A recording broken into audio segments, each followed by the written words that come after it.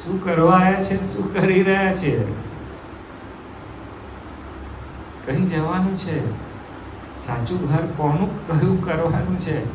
તમે એવું નહીં સમજો કે હું તમને મહેનત કરવાની ના પાડું છું કે અહીં કશું વસાવશો નહીં, કે અહીં સારી રીતે જીવો નહીં. તો તમને મને તો કોઈક આમ થોડું એલડેલ ટી શર્ટ કે શર્ટ પહેરીને આવે ને તોય કહું કે શું વ્યવસ્થિત પહેર્યું નથી. એમ તમને ખબર છે મારો થોડો સ્વભાવ છે એવો, વ્યવસ્થિત જ લાગવા જોઈએ. આપણે કેમ ના લાગવા જોઈએ? આપણે ભગવાનના સેવક છે.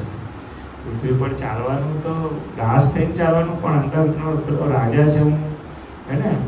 અત્યારના 12માં જે મહારાજે રાજનીતિનું જે વચનામૃત કર્યું છે, તો કે કાયા નગરમાં આત્મા છે તો રાજા છે એમ. એ પણ ભગવાન સામે દાસ થઈ જવાનું, ત્યાં પટલી નહીં કરવાની. શું કરવા રહ્યા છે ને શું કરી રહ્યા છે એ વાતનો વિચાર. અને જો મહારાજ તો આપણે હમણાં સાંજે શિક્ષાપત્રીની વાત ચાલે છે. શ્રીજી મહારાજે હવે 212 શ્લોક છે, 212 શ્લોક બધા આપણા માટે છે. આચાર્ય મહારાજ માટે લખ્યા, આપણે પાળવાના છે. સંતો માટે લખ્યા, આપણે પાળવાના છે. આપણે પાળવાના કેટલા છે? સદવા વિદ્વાન તમારે કોઈ પાળવાના છે?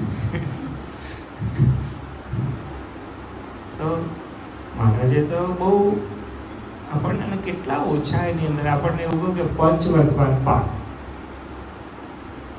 ખાલી આમ પંચવર્તમાન પાળવા માંડે તો એવો પાવર આવે, એવો પાવર આવે ને એના ઘરે લક્ષ્મી એવી આવે.